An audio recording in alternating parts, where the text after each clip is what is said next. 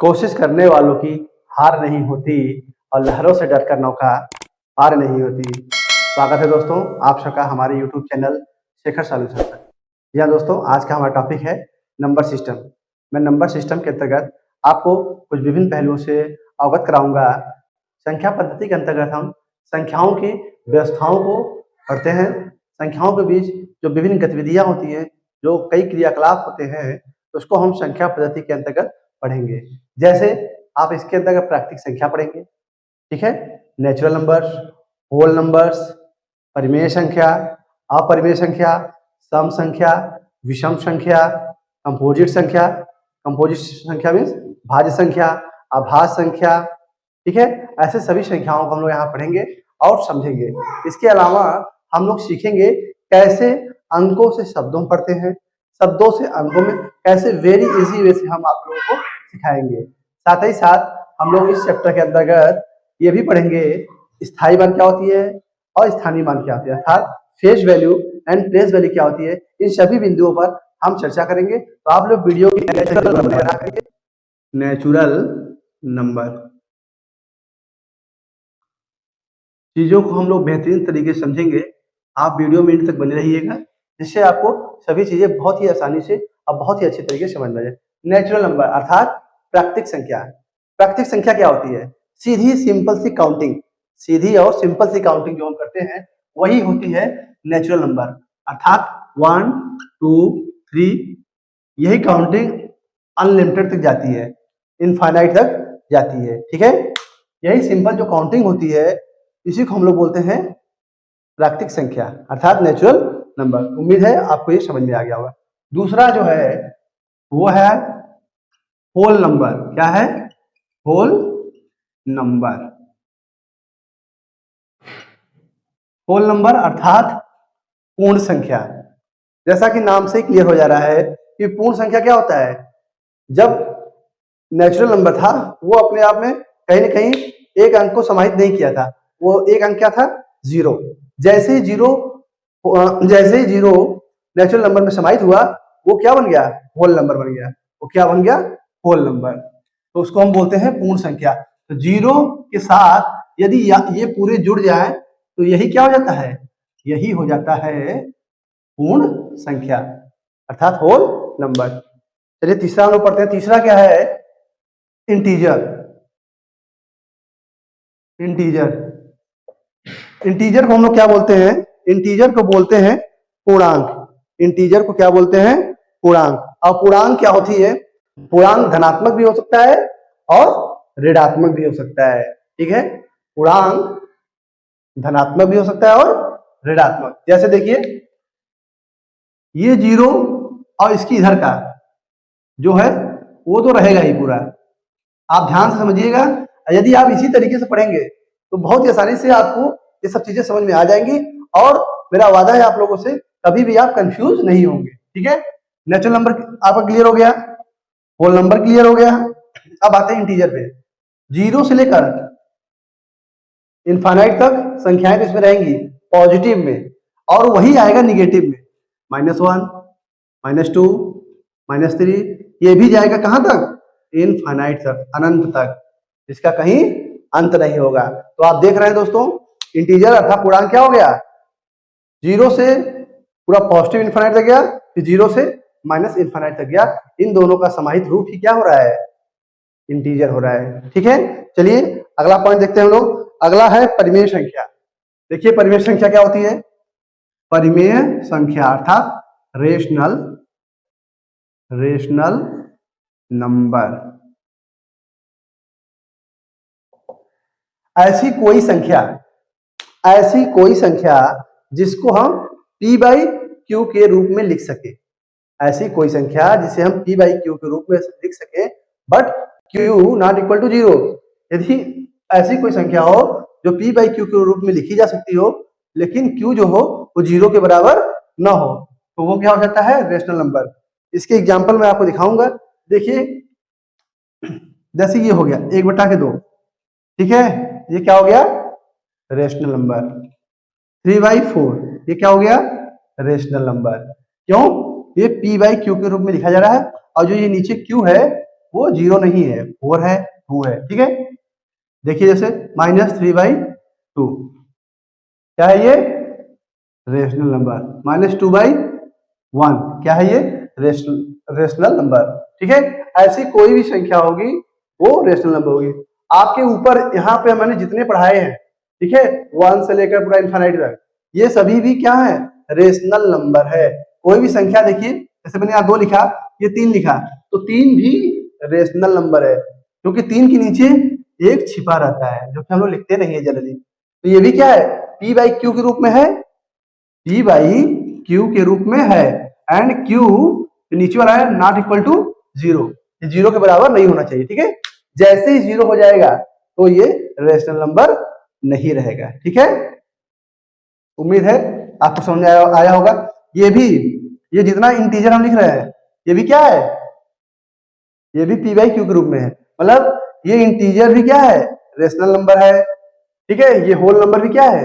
Rational number में आ जाएगा, और नेचुरल नंबर भी रेशनल नंबर में आ जाएगा। अब फिर से देखते हैं, नेचुरल नंबर में हमने ये पढ़ा, होल नंबर में इसमें 0 ऐड हो गया, इंटीजर में ये तो पूरा 0 ही था, लेकिन माइनस वाला भी पूरा आ गया। आज जब हमने रेशनल नंबर लिया, रेशनल नंबर में ये पूरा आ गया, प्लस इसको हम इस रूप में भी दिखा दिए, P/Q के रूप में। ठीक है, ये आपका हो गया रेशनल नंबर। अपरिमेय संख्या अर्थात इररेशनल नंबर, अर्थात इररेशनल नंबर, अपरिमेय संख्या। अपरिमेय संख्या क्या होती है? जिसे हम P/Q के रूप में नहीं लिख सकते, उसे हम क्या बोलेंगे? अपरिमेय संख्या।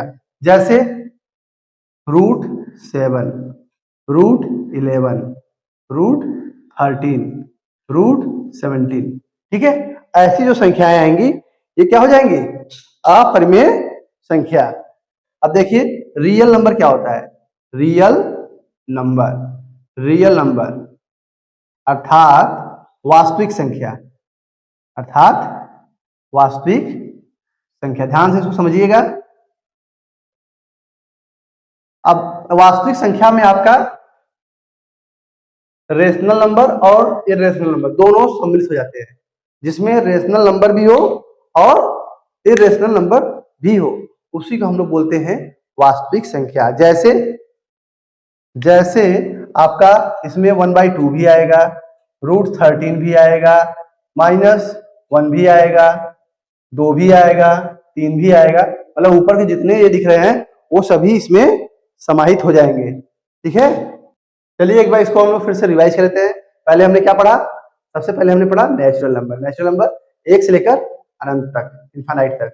उसके बाद हमने पढ़ा होल नंबर। जब नेचुरल नंबर में जब हमने 0 को ऐड कर लिया तो क्या हो गया? Whole number. ठीक है, होल नंबर के बाद हमने क्या पढ़ा? इंटीजर। इंटीजर का हमने क्या पढ़ा? 0, 1, 2, 3, 4 से लेते हुए इनफाइनाइट तक। इसी में फिर 0 के -1, -2, -3 से लेकर इनफाइनाइट तक जाएगा। यही क्या होता है?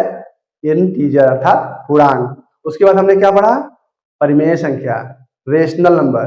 रेशनल नंबर को हम क्या होता है? P/Q के रूप में लिख सके। ठीक है, 1/2, 1/3, 1/4, 4/5, इस तरीके जो संख्याएं हो वो क्या होंगी?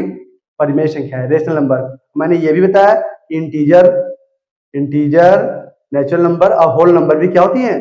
परिमेय संख्या में आ जाएंगी। ठीक है, उसके बाद हमने पढ़ा अपरिमेय संख्याएं। उसका एग्जाम्पल हमने बताया जो कि P/Q के रूप में नहीं लिखी जा सकती है, जैसे √7, √11, √13। ठीक है, ऐसी संख्याओं को हम अपरिमेय संख्याएं बोलेंगे। उसके बाद हमने क्या पढ़ा? Real number. रियल नंबर क्या होती है? वास्तविक संख्याएं। वास्तविक संख्याएं जो होती हैं उसमें जैसे ऊपर का जितना हमने पढ़ा था, चाहे वो इंटीजर हो, होल नंबर हो, नेचुरल नंबर हो, रेशनल नंबर हो, इररेशनल नंबर हो, वो सभी इसमें समाहित हो जाती है रियल नंबर में। ठीक है, इसको हम लोग बोलते हैं वास्तविक संख्या। अब हम पढ़ेंगे भाज्य संख्या और अभाज्य संख्या। ठीक है, पहले देखते हैं भाज्य संख्या। भाज्य संख्या क्या बोलते हैं? Composite number. ठीक है, कंपोजिट नंबर। और दूसरा होता है अभाज्य संख्या, जिसको हम लोग ऋण भी बोलते हैं, ऋण संख्या भी बोलते हैं। ठीक है, अभाज्य संख्या। अभाज्य संख्या अर्थात प्राइम नंबर। ठीक है, चलिए पहले हम लोग पढ़ेंगे अभाज्य संख्या। अभाज्य संख्या यदि हम लोग जान लेंगे तो जो बचेगा वो सब क्या हो जाएंगे, भाज्य संख्या। अभाज्य संख्या क्या होता है, प्राइम नंबर क्या होता है, कोई भी ऐसा नंबर जो एक से कटे या स्वयं से कटे, कोई भी ऐसा नंबर जो एक से कटे या स्वयं से कटे वो हो जाता है प्राइम नंबर। ठीक है, आप लोगों को क्लियर हो गया। कोई भी ऐसा नंबर जो 1 से कटे या खुद से कटे वही होता है प्राइम नंबर। ठीक है, इसके बाद यदि इसके अतिरिक्त कोई तीसरी संख्या से भी कट रही है तो वो प्राइम नंबर नहीं होगी, वो हो जाएगी कंपोजिट नंबर, वो हो जाएगी भाज्य संख्या। आइए देखते हैं आज एग्जाम्पल के तौर पे हम लोग, जैसे प्राइम नंबर देखिए एक प्राइम नंबर नहीं होता है, एक प्राइम नंबर नहीं होता है। सबसे छोटा प्राइम नंबर 2 होता है। 2, 3, 5, अब देख रहे हैं 2 एक से कट रहा है और 2 खुद से भी कटेगा। 3 एक से कट रहा है और खुद से भी कटेगा।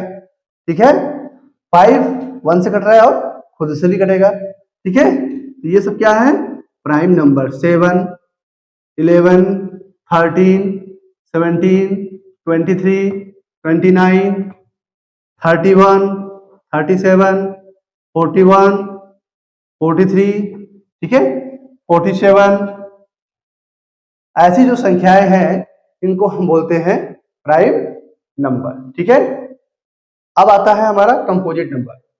कंपोजिट नंबर अब जैसे हो गया, जैसे यहीं पे हमने 2 के बाद क्या आता है 4, 2 के बाद क्या आया 4, तो ये आप देखेंगे ये 4 1 से भी कट रहा है, 2 से भी कट रहा है और 4 खुद 4 से भी कट रहा है।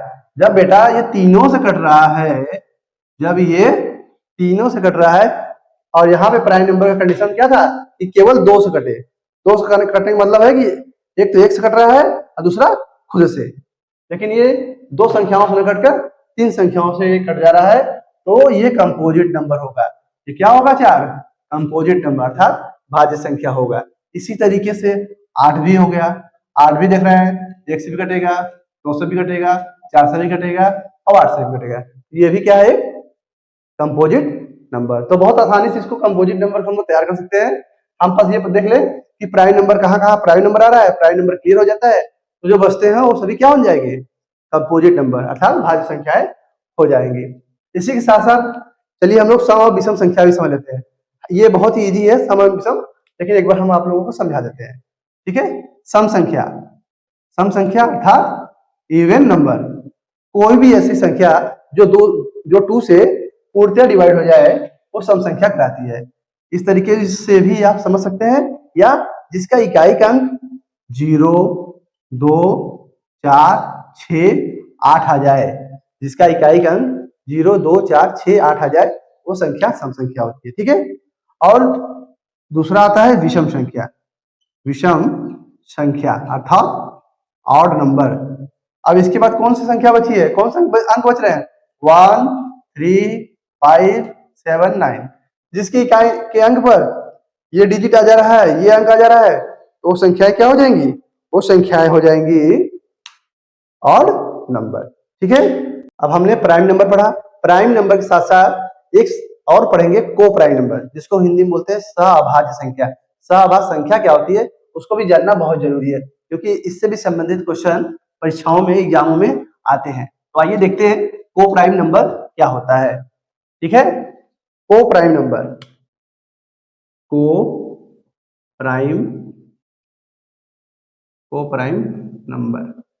ठीक, अर्थात सहअभाज्य संख्या। कोई ऐसी 2 या 2 से अधिक संख्या सहअभाज्य होंगी, कोई भी ऐसी 2 या 2 से अधिक संख्या सहअभाज्य होंगी यदि उनका HCF महत्तम समापवर्तक क्या हो 1 हो। यदि उनका HCF या महत्तम समापवर्तक 1 हो तो वो संख्याएं सहअभाज्य होंगी, को प्राइम होंगी। कैसे होंगी आइए एज एग्जाम्पल हम लोग समझते हैं। ठीक है, जैसे 2 और 4। ठीक, मैंने कहा बताइए 2 और 4 का एचसीएफ क्या होगा, तो आप कहेंगे 2 और 4 का एचसीएफ 2 होगा। तो बेटा ये कोप्राइम, ये दोनों संख्याएं कोप्राइम नहीं होंगी, ये दोनों संख्याएं कोप्राइम नहीं होंगी, क्योंकि मैंने अभी जस्ट डिफिनेशन बताया है कि दोनों का एचसीएफ क्या होना चाहिए, 1 होना चाहिए। दोनों का एचसीएफ क्या होना चाहिए, 1 होना चाहिए। अब दूसरी हम एग्जाम्पल लेते हैं। हमने लिया 1 और 3, इनका एचसीएफ क्या होगा, इनका एचसीएफ होगा 1। तो हम ये कहेंगे 1 और 3 क्या है, सभाज्य संख्या है, कोप्राइम नंबर है। जैसे हमने लिया 3 और 4, 3 और 4 का एचसीएफ क्या होगा, 3 और 4 का एचसीएफ क्या हो जाएगा, वो हो जाएगा 1। तो 3 और 4 क्या हो जाएंगे, कोप्राइम नंबर, सभाज्य संख्या। दूसरा एग्जांपल ये 5 और 7, 5 और 7 का एचसीएफ क्या हो जाएगा, 1 आ जाएगा। 5 और 7 का एचसीएफ क्या होगा, 1। तो 5 और 7 क्या हो जाएंगे, कोप्राइम नंबर। 9 और 10, 9 और 10 का एचसीएफ क्या हो जाएगा, 1 हो जाएगा। क्या हो जाएगा, 1। तो 9 और 10 को क्या बोलेंगे हम, कोप्राइम नंबर। जैसे हमने क्या 9, 10, 11, 9, 10, 11, इनका एचसीएफ क्या होगा, 1 होगा। इनका एचसीएफ क्या होगा, 1 होगा। हम कहेंगे 9, 10 और 11 क्या है, कोप्राइम नंबर, सहभाज्य संख्या। उम्मीद है इतने सारे एग्जाम्पलों से आपको समझ में आ गया होगा। ठीक है, इस तरीके से हम कोप्राइम नंबर को भी आसानी से समझ सकते हैं। कोप्राइम नंबर में 2 चीजें और बताना चाहूंगा आप लोग को, ये बहुत ही इंपॉर्टेंट है, इसको आप लोग लिख भी लीजिए। ठीक है, कोई भी लगातार 2 संख्या है, लगातार, ध्यान इसको समझ लीजिए, दिमाग में बैठा लीजिए, लगातार 2 संख्या है, कोई भी लगातार 2 संख्या है वो कोप्राइम होती है। कोई भी लगातार 2 संख्या यदि है तो कोप्राइम होती है। दूसरा, यदि 2 अभाज्य संख्याएं हैं, यदि 2 अभाज्य संख्याएं हैं, यदि 2 अभाज्य संख्याएं हैं तो वो भी आपस में कोप्राइम ही होगी। ठीक है, वही 2 अभाज्य संख्याएं भी कोप्राइम होती हैं, और यदि लगातार संख्याएं हैं तो भी वो कोप्राइम ही होंगी। तो ठीक है दोस्तों, उम्मीद है आपको सहभाज्य संख्याएं भी बहुत ही बेहतरीन तरीके से समझ में आ गई होंगी।